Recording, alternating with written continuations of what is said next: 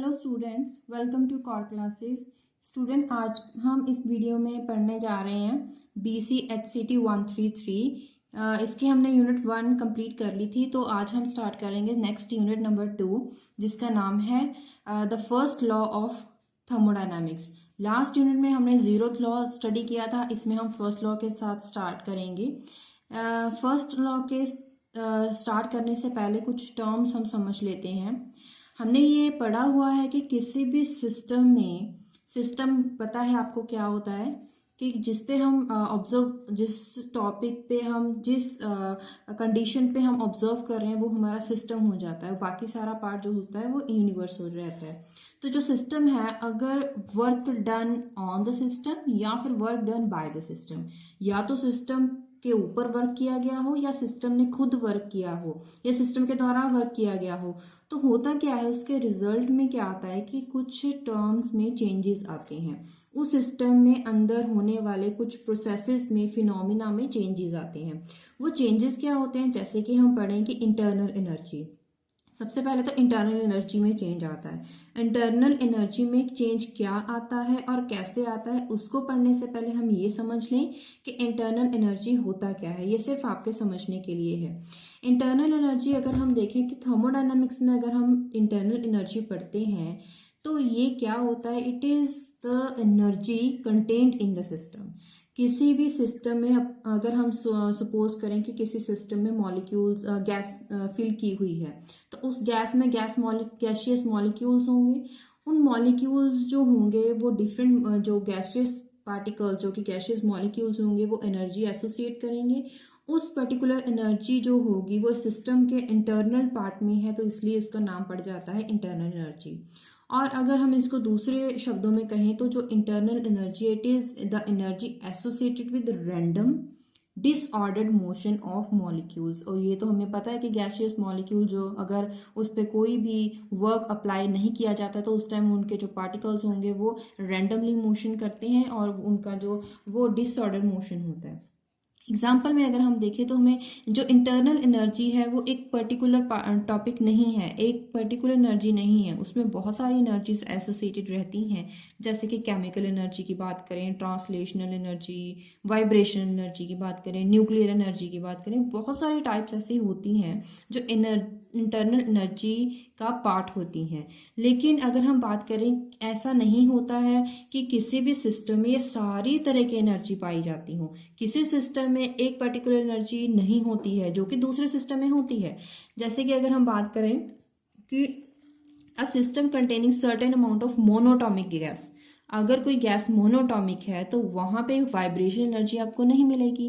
क्यों? क्योंकि vibration energy के लिए क्या चाहिए होता है, एटलीस्ट 2 हिट्रो एटम्स होने चाहिए, उनमें कुछ ऐसा बॉन्ड होना चाहिए, और जो बॉन्डेड एटम्स होते हैं वो हिट्रो एटम्स होने चाहिए। मोनोटॉमिक की बजाय चाहे हिट्रो भी ना हो, लेकिन कम से कम 2 बॉन्डेड, जो बॉन्ड वहां पे होना चाहिए, जो कि बॉन्ड जो है वो तो 2 एटम्स के बीच में बनेगा। लेकिन अगर मोनोटॉमिक गैस की बात करें तो वहां पे वाइब्रेशन एनर्जी हमें नहीं मिलती।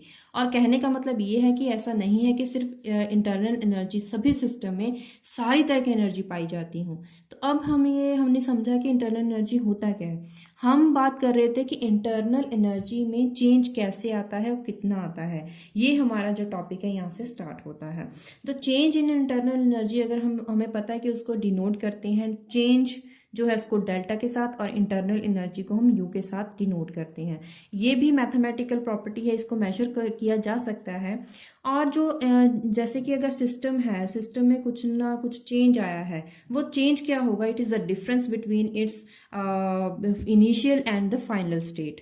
तो फाइनल क्या थी माइनस इनिशियल स्टेट क्या थी, उसका अगर हम डिफरेंस ले लें तो वो हमें मिल जाएगा इंटरनल एनर्जी में कितना चेंज आया है। अगर एक्सपेरिमेंटली हम इसको समझना चाहें तो हम एक सिस्टम ले लेते हैं, एडियाबैटिक सिस्टम। एडियाबैटिक सिस्टम का मतलब क्या होता है कि जो हीट है वो ना तो सराउंडिंग से सिस्टम में जाएगी, ना सिस्टम से सराउंडिंग में जाएगी। एडियाबैटिक सिस्टम हमने पढ़ा हुआ है। सबसे पहले हम करते हैं work done on the system. Adiabatic system है और सिस्टम के ऊपर वर्क किया गया हो, ऐसा हम सेटअप बनाएंगे। तो क्या होगा, यहाँ पे अगर आप डायग्राम देखें तो ये जो आपको सेटअप दिख रहा है, कंटेनर है, कंटेनर में गैस फिल की गई है। हमने क्या किया है, इसको एडियाबैटिकली हमने इसको सेटअप किया है कि हीट जो है वो बाहर नहीं जाएगी, बाहर से अंदर नहीं आएगी। तो क्या होता है कि यहाँ पे जो सपोज कीजिए इसकी इंटरनल एनर्जी U1 है। अब हम क्या कर रहे हैं कि work done on the system, ये W वर्क डन किया गया है ऑन द सिस्टम, जिससे इसकी इंटरनल एनर्जी में चेंज आएगा। क्या होगा कि अगर वर्क डन किया गया है तो गैस कंप्रेस होगी, गैस कंप्रेस हो रही है तो जो गैसियस मॉलिक्यूल्स होंगे उनमें थर्मल मोशन होगी, काइनेटिक एनर्जी इंक्रीज कर जाएगी, जिसकी वजह से अब उसकी जो चेंज इन एनर्जी है, जो कि फाइनल एनर्जी U2 होगी, वो ज्यादा होगी as compare to initial energy that is U1। अब क्या है, इसीलिए यहाँ पे लिखा हुआ है U2 is greater than U1। अब यहाँ पे क्या है, जो U है इंटरनल एनर्जी वो इंक्रीज की गई है और work done on the system है। तो हमें पता है कि जब work done on the system होता है तो उस टाइम जो वर्क होता है वो पॉजिटिव होता है। जब भी work done on the system मतलब कि सिस्टम के ऊपर वर्क किया गया हो तो उस टाइम हम इसको पॉजिटिव क्वांटिटी मानते हैं। तो हम क्या लिख सकते हैं, जैसे कि यहाँ पे हमने लिखा वर्क डन जो है it is a form of energy, we know that. तो इसका मतलब है क्योंकि work done on the system, तो यहाँ पे जो फाइनल एनर्जी है वो इंक्रीज हो जाती है then the initial energy internal energy of the system. तो चेंज इन एनर्जी क्या होगा, final state minus initial state which is given by another form of energy that is work done. यहाँ पे हमने लिखा है एडियाबैटिक, मतलब कि उस टाइम जो सिस्टम था उसका सेटअप हमने एडियाबैटिकली किया था। अब हम कंडीशन पढ़ रहे हैं work done by the system. अभी भी जो सेटअप है वो एडियाबैटिकली ही है, लेकिन अब जो हमने वर्क किया था उस टाइम, उसके बाद हमने क्या करा, गैस को एक्सपैंड होने दिया। मतलब कि एक्सपैंड कब होगा, जब work done by the system, उस कंडीशन में ही होगा। अब उस कंडीशन में क्या होता है, जो एनर्जी है वो उसको ऐड किया जाता है, the added energy in the form of work, it increases the kinetic energy, क्योंकि मोशन इंक्रीज हो जाएगा। क्यों, क्योंकि यहाँ पे क्या होगा, प्रेशर डिक्रीज हो गया है और गैस जो है एक्सपैंड कर रही है तो इसमें इंटरनल जो मॉलिक्यूल्स होंगे, गैसियस मॉलिक्यूल्स, उनमें जो डिस्टेंस है वो इंक्रीज हो जाएगा। जो डिस्टेंस इंक्रीज हो जाएगा मतलब कि स्पेस ज्यादा होगी, इसलिए उनको मोशन के लिए ज्यादा स्पेस मिल रही है, तो वो ज्यादा से ज्यादा मोशन में आएंगे और रैंडमली मोशन हो जाएगी। तो इसकी वजह से काइनेटिक एनर्जी भी इंक्रीज हो जाएगी। काइनेटिक एनर्जी इंक्रीज हो जाएगी तो वो थर्मल मोशन है, जिसकी वजह से कोलिजन होगी between the particles and with the walls of the container, जिसकी वजह से टेम्परेचर भी इंक्रीज हो जाएगा। और अब क्या है, अगर सेम हमने क्या करा है, स्टेट तो सेम ही रखी थी, एडियाबैटिकली जो सिस्टम था वही है, लेकिन इसमें क्या है, work done by the system. तो इस टाइम जो वर्क डन होगा वो नेगेटिव होगा। तो हमने क्या लिखा कि जो delta U change in internal energy U2 minus U1 है, इस टाइम जो वर्क डन है वो नेगेटिव है, जिससे हम ये समझ सकते हैं कि here the work done is by the system. अब हम क्या करेंगे, नेक्स्ट केस ले लेते हैं। अभी जो एडियाबैटिक सिस्टम था, अब उस सिस्टम को हम क्या करेंगे, रिवर्स कर देंगे, मतलब कि अब एडियाबैटिकली सिस्टम को खत्म कर देंगे। अब क्या होगा, change the walls of container so that heat can be easily transformed to the system from the surrounding. मतलब कि अभी सिस्टम को एनर्जी जो हीट है प्रोवाइड की जा सके, या फिर जो हीट है वो रिलीज हो सके टू द सराउंडिंग, क्योंकि एडियाबैटिक सिस्टम अब नहीं है। तो इस तरह इस सिस्टम में क्या होगा, और इसको इस तरह से डिजाइन किया जाए कि यहाँ पे कोई भी वर्क डन ना हो, ना तो work done on the system हो, ना ही work done by the system. मतलब सिस्टम के ऊपर भी वर्क ना किया जाए और वर्क जो सिस्टम के द्वारा भी वर्क ना किया जाए, ऐसे इस तरह का हम सेटअप बनाएंगे। यहाँ पे क्या हो रहा है, यहाँ पे आप देख रहे हैं कि हमने यहाँ इसे एडियाबैटिकली नहीं रखा है, इसलिए इसको हमने क्या करा, जो हीट है वो प्रोवाइड की है इस सिस्टम में, जिसकी पहले से ही इंटरनल एनर्जी U1 थी। हीट गिवन दी गई है, तो इसमें जब चेंज आएगा वो इंटरनल एनर्जी में कितना चेंज आएगा, U2। अब इसमें इंटरनल एनर्जी ऑब्वियसली इंक्रीज करेगी, जिसकी वजह से अब जो फाइनल इंटरनल एनर्जी है वो इंक्रीज कर जाएगी देन द इनिशियल, ये तो हमें पता है। अब इसमें जो हीट है वो प्रोवाइड की गई है और वर्क डन नहीं है, मतलब वर्क डन नहीं है, तो इसका मतलब क्या है कि यहाँ पे जो हीट है वो पॉजिटिव होगी, तो इसमें जो Q टर्म है वो पॉजिटिव होगी। तो हम यहाँ पे कैसे लिख सकते हैं, delta U which is given bye U2 minus U1 is Q which is positive.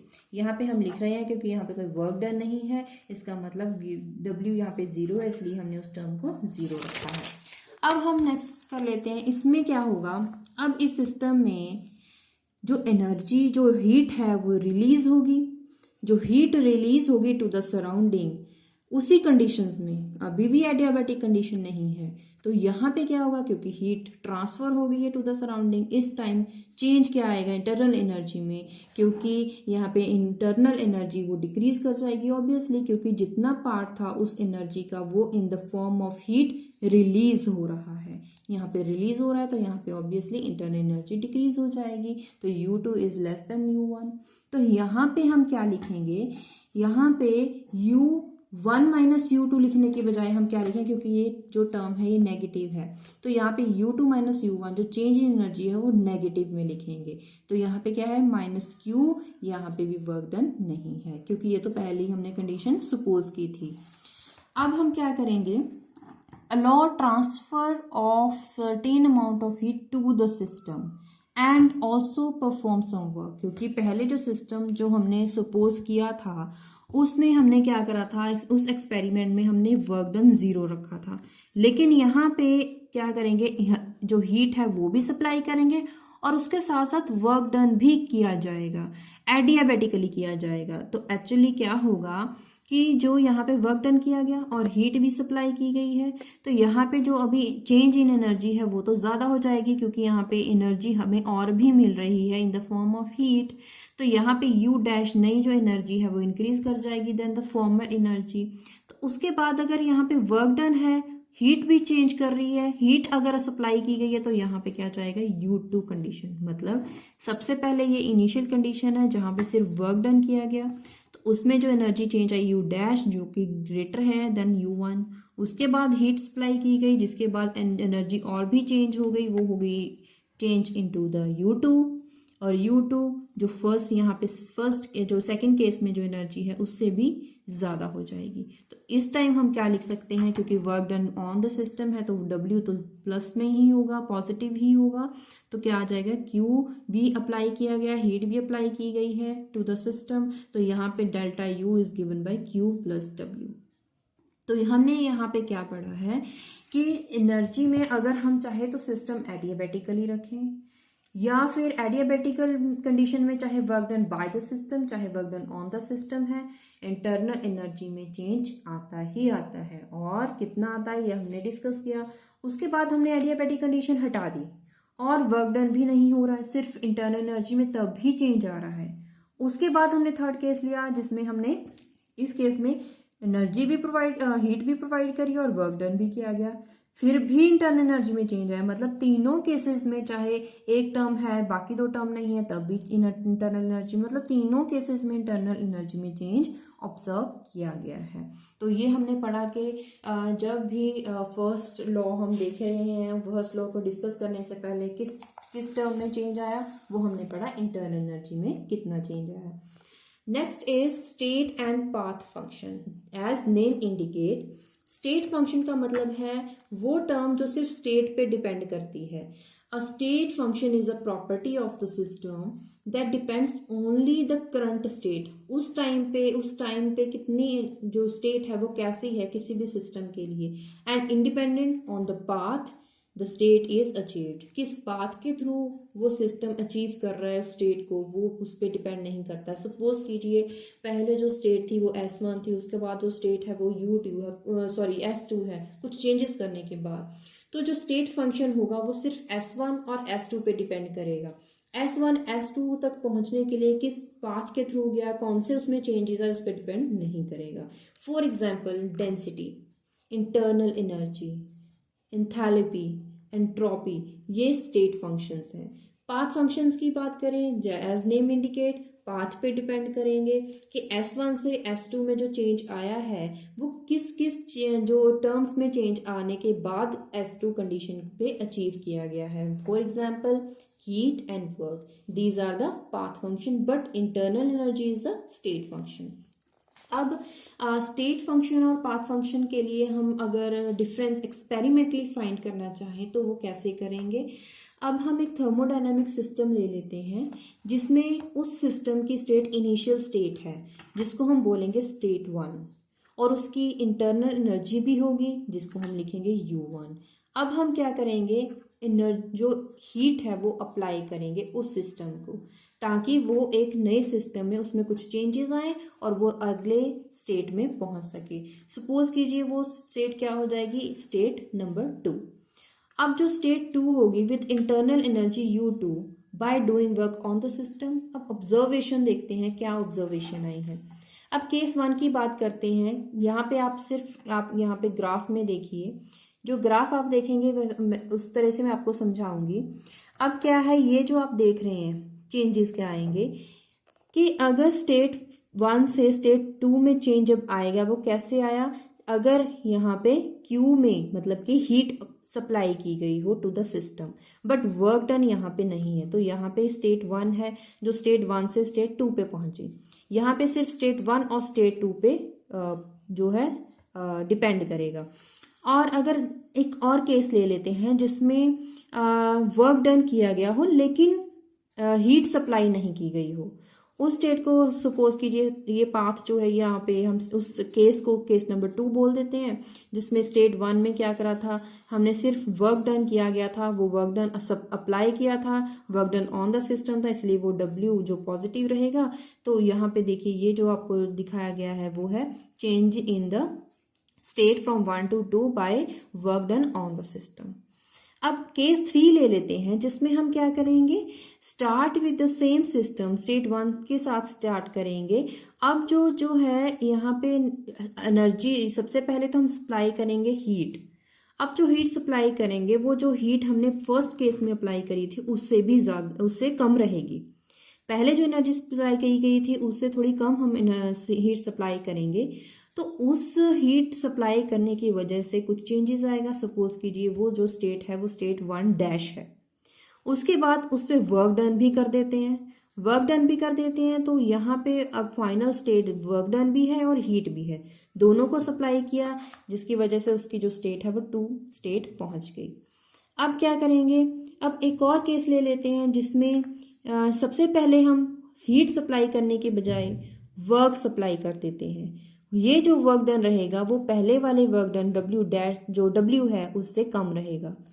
अब उसके बाद हम पहले वर्क डन अप्लाई किया, जिसकी वजह से स्टेट सपोज कीजिए 1 डबल डैश आ गई है। उसके बाद हम हीट सप्लाई करेंगे, वो वाली जो हीट है वो Q हीट जो हीट है उससे कम रहेगी, तो सपोज कीजिए वहां पे जो स्टेट है वो स्टेट नंबर 2 आ गई है। अब ये जो हमने स्टेट केस नंबर 1 2 3 सब पहुंचे हैं, ये सभी हमने किए हैं। सबसे पहले हमने सिर्फ हीट सप्लाई किया, दूसरे केस में सिर्फ वर्क डन किया, तीसरे केस में पहले हमने हीट सप्लाई की फिर वर्क डन किया, फोर्थ केस में पहले वर्क डन किया गया फिर हीट सप्लाई की गई। इन सभी केसेस में हम देखते हैं जो स्टेट केस नंबर 1 था, ये जो केस 1 था इसमें delta U is equal to Q, क्योंकि यहाँ पे वर्क डन नहीं था। सेकेंड केस में हीट सप्लाई नहीं की गई, सिर्फ वर्क डन था, तो यहाँ पे delta U is equal to W only. Third case में हमने क्या करा, पहले हीट फिर वर्क डन किया डैश, और फोर्थ केस में हमने फिर पहले वर्क डन किया, वो वर्क डन इस वर्क डन से डिफरेंट है तो इसलिए हमने लिख दिया W डबल डैश, और उसके बाद हीट सप्लाई करी जो होगी less than Q which is given bye Q double dash. ये हमने क्या करे, इसमें हमने चेंजेस किए हैं। इसमें हमने ऑब्जर्व क्या किया, सभी केसेस में अगर आप देखेंगे इंटरनल एनर्जी में कोई चेंज नहीं आया है, बट चेंज किस में आया है, अगर आप देखोगे तो जो चेंज आया है वो Q में भी आया W में भी आया, मतलब कि जो हीट सप्लाई करी उसमें भी आया और जो वर्क डन किया गया सिस्टम में उसमें भी चेंज आया है।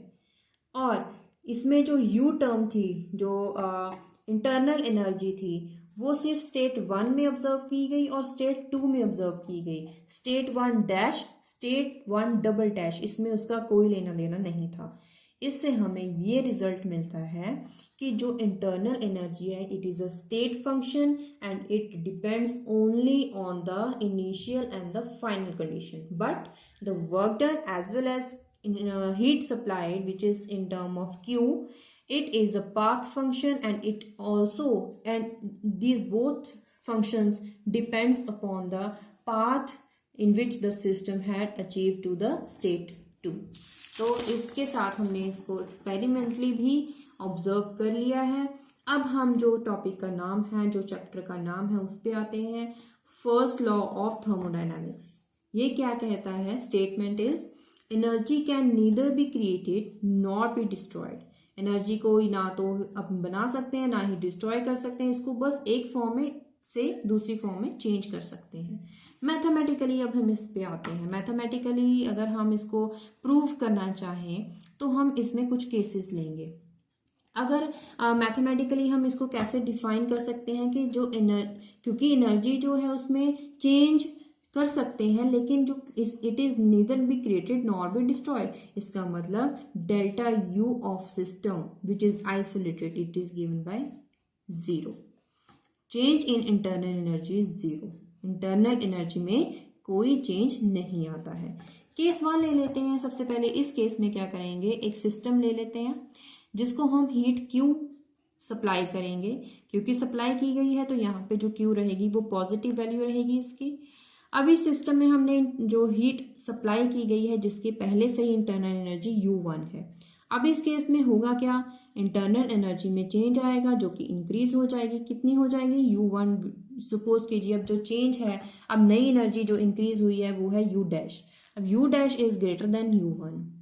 अब क्या होगा, ये सिस्टम जो होगा, ये सिस्टम अभी वर्क करेगा ताकि वो पहली वाली कंडीशन में आ सके। Because here is work done by the system, तो वर्क जो होगा वो नेगेटिव में होगा, जिसकी वजह से अब नई एनर्जी आ गई है U2। अब ये जो एनर्जी है, क्योंकि कुछ some part of this internal energy is losses to the environment in form of work, इसलिए जो U2 रहेगी it is less than the U dash. अब ये जो इंक्रीज एनर्जी था वो लॉस हो गया है, जिसकी वजह से U2 is less then U dash. अब अगर इसको हम मैथमेटिकली समझना चाहें, जो हीट सप्लाई की गई थी वो किस किस पे डिपेंड करी, इंटरनल एनर्जी पे और वर्क पे।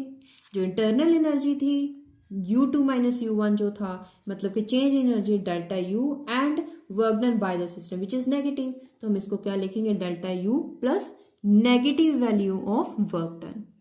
अब अगर इंटरनल एनर्जी फाइंड करें तो क्या हो जाएगा, जो W टर्म है वो लेफ्ट साइड आ जाएगी जो कि पॉजिटिव बन जाएगी।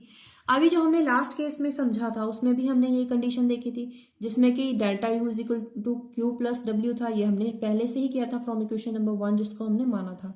ये वही इक्वेशन बन गई है। अब और हम सेकेंड केस ले लेते हैं, do certain amount of work. अब work done on the system, हम खुद से सिस्टम पे वर्क करेंगे जिसकी एनर्जी पहले से U1 थी। अब इसको हम डायग्रामेटिकली समझ लेते हैं। अब इस सिस्टम में वर्क किया गया है, so work done on the system है तो ये पॉजिटिव रहेगा। पहले इसकी जो एनर्जी थी वो इंटरनल एनर्जी U1 थी। अब उसमें चेंज आ गया है, इंटरनल एनर्जी ऑब्वियसली क्या होगी, क्योंकि ऑन द सिस्टम है तो यहाँ पे जो है एनर्जी डिक्रीज करेगी, सॉरी जो इंटरनल एनर्जी है वो इंक्रीज करेगी, सॉरी इंटरनल एनर्जी इंक्रीज करेगी क्योंकि work done on the system है, तो वर्क जो एनर्जी है वो इंक्रीज करी पहली वाली एनर्जी से U1, U dash is greater than U1। अब इसमें क्या करेंगे, अब ये पहले वाली कंडीशन में आने के लिए, इक्विलिब्रियम अटेन करने के लिए, अब यहाँ से क्या होगा, जो हीट है वो सराउंडिंग को लॉस हो जाएगी, जिसकी वजह से होगा क्या, जो internal energy U2 final state होगी it would be less than the internal energy, क्योंकि इसका कुछ पार्ट जो है वो लॉस हो गया है to the environment, to the surrounding, जिसकी वजह से अब जो न्यू कमिंग एनर्जी है it would be less than the former energy U dash. अब अगर इसको मैथमेटिकली समझे तो क्या होगा, वर्क डन किस पे डिपेंड करा, जो इंटरनल एनर्जी में चेंज आया प्लस जो हीट है। अब यहाँ पे हीट लॉस हुई है टू द सराउंडिंग तो हीट तो नेगेटिव हो जाएगी। अब यहाँ पे इंटरनल एनर्जी वर्क डन क्या कैसे लिखेंगे, delta U plus negative of heat, तो यहाँ पे डेल्टा U कैसे निकालेंगे, Q वैल्यू यहाँ पे आ जाएगी लेफ्ट साइड, तो क्या आ जाएगा W plus Q, it would B equation number 3। ये इक्वेशन भी वैसे ही बन गई जैसे कि केस नंबर 1 में थी, जबकि हमने कंडीशंस डिफरेंट रखी थी लेकिन मैथमेटिकली वो हम वही अचीव किया। अब केस 3 ले लेते हैं।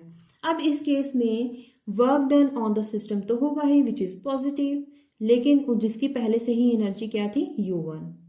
अब इसके साथ साथ क्या किया जाएगा, जब इस पे वर्क डन किया जाएगा तब क्या होगा, इंटरनल एनर्जी में चेंज आएगा, जो इंटरनल एनर्जी होगी वो इंक्रीज कर जाएगी देन द फॉर्मर एनर्जी। अब इसमें क्या करेंगे, एनर्जी लॉस होने के बजाय हम एनर्जी को सप्लाई करेंगे, जो हीट होगी हम उसको सप्लाई करेंगे, हीट सप्लाई करेंगे तो जो इंटरनल एनर्जी है इसमें इंक्रीज होगा, क्योंकि हमने हीट को सप्लाई किया है गया है। Heat is the form of energy, तो यहाँ पे जो U2 होगी वो इंक्रीज कर जाएगी। मैथमेटिकली कैसे देखें, जो इंटरनल एनर्जी है वो किस पे डिपेंड करेगी, कितना वर्क किया गया, कितना हीट सप्लाई किया गया। Work done on the system, तो ये भी positive. Heat supply to the system, it is also positive, तो क्या आ जाएगा W प्लस Q। तो this is equation number 4। Equation number 2, equation number 3, equation number 4, तीनों केसेस में इंटरनल एनर्जी की वैल्यू सेम रही है, which is the proof for the first law of thermodynamics, कि जो इंटरनल एनर्जी है उसमें कोई चेंज नहीं आया है, चाहे हमने कंडीशंस को डिफरेंट किया था, हमने कंडीशंस को डिफरेंटली अप्लाई किया था, जो इंटरनल एनर्जी है वो वही रही है तीनों केसेस में, तीनों डिफरेंट केसेस में। So this is the proof for the first law of thermodynamics. अगर हम बात करें कि इंटरनल एनर्जी में चेंज आएगा, small change in the state, then it is given by delta की बजाय हम उसको क्या लेंगे, डिफ्रेंसिएशन। डिफ्रेंसिएशन की फॉर्म में लेंगे तो क्या लेंगे, du, जिसमें हम क्या करेंगे, हीट को क्या लेंगे कि dq की फॉर्म में, और चेंज इन वर्क डन, जो चेंज आया है वो नेगेटिव में, माइनस dw। तो हम इसको लिख सकते हैं अगर स्मॉल चेंजेस की टर्म में हमने समझना हो। अब इसके बाद आ जाते हैं एक्सरसाइज पे, numerical. 380 joule of heat was supply to the thermodynamic system. Heat supply की गई है, ये बात आपको ध्यान में रखनी है, हीट सप्लाई की गई है या फिर लूज की गई है बाय द सिस्टम। हीट है यहाँ पे सप्लाई की गई है, तो यहाँ पे इसकी वैल्यू ये है हमारे पास Q वैल्यू होगी, and internal energy decreased bye 72 joule. Was any work destroyed in the surrounding, क्यों हमें पता है, इंटरनल एनर्जी डिक्रीज हुई है, तो यहाँ पे हम नेगेटिव लिखेंगे। वर्क डन के लिए फॉर्मूला क्या होता है, Q प्लस W। हमें चाहिए वर्क डन, तो हमने इसको लेफ्ट साइड लिया, इसको माइनस माइनस प्लस। हमारे पास जो वर्क डन आया है वो जूल में आया है, और नेगेटिव। नेगेटिव का मतलब क्या कि सिस्टम के जो है work done on the surrounding, मतलब कि यहाँ पे जो वर्क है वो बाय द सिस्टम है। हेयर नो वर्क, क्योंकि यहाँ पे वर्क की कोई ना कोई वैल्यू आई है, no work was destroyed in the surrounding, क्योंकि यहाँ पे it negative value shows that system has done the work on the surrounding, तो यहाँ पे नेगेटिव वैल्यू हमें ये शो करती है। सेकेंड न्यूमेरिकल, हमारे पास 416 joule of heat was supply to the system, supply की गई है वो पॉजिटिव रहेगी। इंटरनल एनर्जी में जो इंक्रीज आया है वो भी पॉजिटिव रहेगी, डेल्टा यू, जो कि 268 है। Was any work associated with the system, हमें यह पता करना है, तो यहाँ पे हमने सबसे पहले वर्क डन निकालेंगे, हम देखेंगे पॉजिटिव है या नेगेटिव। यहाँ पे जो वैल्यू आई वो नेगेटिव है, जिससे हमें पता चलता है कि system has work done on the surrounding, system ने सराउंडिंग के ऊपर वर्क किया गया। सराउंडिंग जो यहाँ पे वर्क डन का मतलब है नेगेटिव वैल्यू से, ये मतलब है कि system work done by the system, तो यहाँ पे नेगेटिव वैल्यू और पॉजिटिव वैल्यू को हमें यहाँ पे देखना पड़ता है। तो उसके बाद next is give different statement of first law of thermodynamics system. जो स्टेटमेंट्स थी हमने लास्ट में हमने जो डिस्कस किए वो यहाँ पे आप लिखेंगे। A sample of an ideal gas expands from initial volume, initial volume जो थी वो है 5 decimetre cube to the 20 decimetre cube, ये चेंज आया है वॉल्यूम में। Against an opposing pressure is given by 1 bar in adding 800 joule of heat in is also transfer to the system, calculate change in the internal energy. सबसे पहले हमें delta U find करना है। Delta U क्या होता है, Q plus W। Q हमें given है लेकिन W हमें गिवन नहीं है। W के लिए हमें फॉर्मूला चाहिए जिसमें हम P भी हो और V भी हो, वो होता है माइनस P डेल्टा V। तो डेल्टा V क्या है, V2 माइनस V1। ये हम इन दोनों वैल्यूज के साथ हम फाइंड कर सकते हैं। तो हमारे पास 15 जो वॉल्यूम है वो चेंज आया है, तो प्रेशर हमें गिवन है, तो हम मल्टीप्लाई करेंगे तो वर्क डन क्या आ जाएगा हमारे पास, -15 बार डेसीमीटर क्यूब। अगर जूल में फाइंड करें तो हम इसको 100 के साथ अगर मल्टीप्लाई करेंगे, ऑब्वियसली डेसिमल में है इसीलिए, तो हम इसको क्या करेंगे, -1500 जूल हमने फाइंड किया। और उसके बाद अगर हम देखें delta U Q plus W करें तो नेगेटिव वैल्यू आ रही है W की। अगर नेगेटिव वैल्यू आ रही है डेल्टा यू की तो इसका मतलब इंटरनल एनर्जी डिक्रीज कर रही है। तो ये हमें इंक्रीज और डिक्रीज इसी के बेसिस पे न्यूमेरिकल्स आते हैं। तो अगर हमने काफ़ी जो है 2-3 न्यूमेरिकल तो हमने डिस्कस कर लिए, जितने भी आपकी बुक में थे हमने सभी न्यूमेरिकल को हमने यहाँ पे डिस्कस किया है, और इसी की बेसिस में पेपर में क्वेश्चन अक्सर आ जाते हैं।